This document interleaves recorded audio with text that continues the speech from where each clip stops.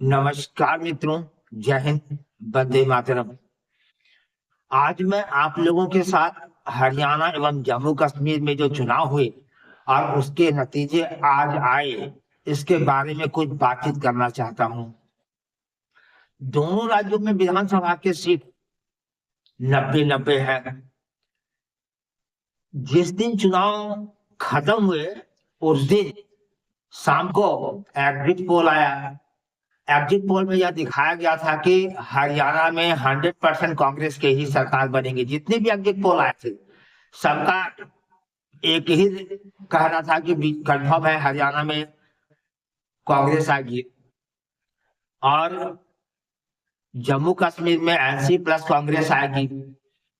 आज जब गिनती हुई तो हरियाणा की बात 100% गलत साबित हुई, क्योंकि हरियाणा में कांग्रेस की सरकार नहीं बनी बल्कि बीजेपी की सरकार बनी। बीजेपी वहां 48 सीट जीते और कांग्रेस को 37 सीटों पर विजय मिली। इस प्रकार से हरियाणा में बीजेपी जीत हासिल करके सरकार बनाने जा रही है। यह बीजेपी का थर्ड टर्म है। आज तक हरियाणा में किसी भी पार्टी को थर्ड टर्म का जो है सरकार बनाने का मौका नहीं मिला है। पहली बार है जो बीजेपी को तीसरी बार सरकार बनाने का मौका वहां की जनता ने दिया है। बीजेपी के इस जीत के लिए मैं तीन लोगों को जो है विशेष रूप से उत्तरदायी ठहराता हूं। पहला, प्रधानमंत्री खुद। दूसरा, यूपी के मुख्यमंत्री। तीसरा, आसाम के मुख्यमंत्री। और चौथा, आरएसएस। इन चारों ने मिलकर के इतने जबरदस्त कार्य किए कि वहां पे बीजेपी का जीतना तय हो गया। आपको बिलीव नहीं होगा, वहां के कार्यकर्ता रात दिन एक कर दिए थे। इसलिए कार्यकर्ताओं को तो प्रधानमंत्री ने खूब भरपूर बधाई प्रदान किए हैं। और सबने मिलकर के हिंदू एकता को बढ़ावा दिए, क्योंकि कांग्रेस जो है हिंदुओं को एकदम तय है कि वो जाति के आधार पर बांट करके जीत हासिल करने का मार्ग चुनी थी। लेकिन सबने मिलकर के हिंदुओं में इतना एकता पैदा किया कि सारे हिंदू जागृत होकर के बीजेपी को जिताए। इस प्रकार से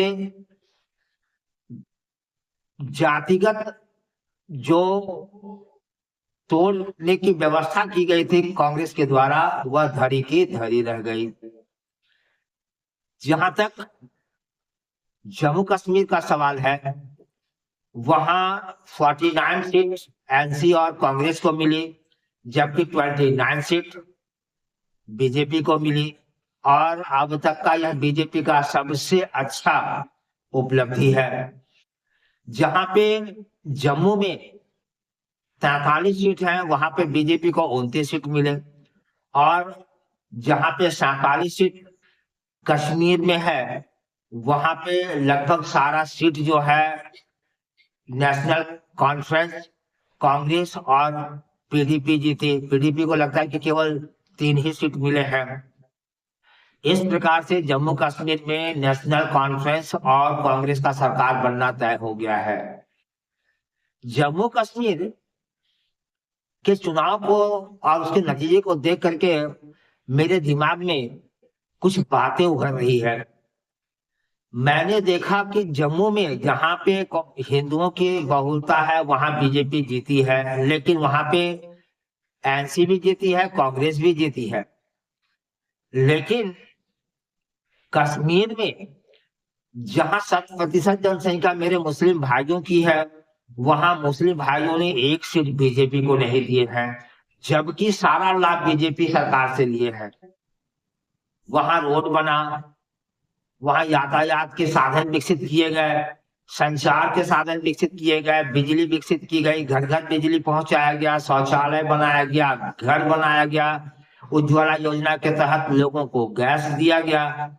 इतना लाभ जो है वहां के मुस्लिम भाइयों ने बीजेपी से लिया, लेकिन वोट के नाम पर एक वोट जो है, एक सीट तक बीजेपी को नहीं दिया। हमको ताज्जुब लगता है कि जब आप जिस पार्टी से लाभ ले रहे हैं, कम से कम ऊपर वाले के नाम पर उनको कुछ तो सीट देना चाहिए। एकदम नहीं देंगे, लाभ सारा लेंगे और एक भी सीट नहीं देंगे। आप अपनी आत्मा से पूछिए कि क्या ये सही है। मेरी नजर में तो सही नहीं है, और आपकी नजर में क्या है वो आप जाने। मैं भारतवर्ष के लोगों से यह कहना चाहता हूं कि जहां इस प्रकार के सोच रहेंगे वहां देश नहीं बन सकता है। अच्छे को अच्छा कहना पड़ेगा, खराब को खराब साबित करनी पड़ेगी, अच्छे का सहयोग करना पड़ेगा, खराब को रोकना पड़ेगा ताकि इसका दुष्प्रभाव देश पर ना पड़े। तभी लोकतंत्र सफल होगा, तभी देश विकास करेगा। लेकिन हमारे देश में कुछ लोगों के बीच हम देख रहे हैं कि उनको सिर्फ अपने से मतलब है, उनको देश से विकास से कुछ भी मतलब नहीं है। ये सोच लोकतंत्र के लिए सही नहीं होता है, यह लोकतंत्र के मार्ग में धप्पा है।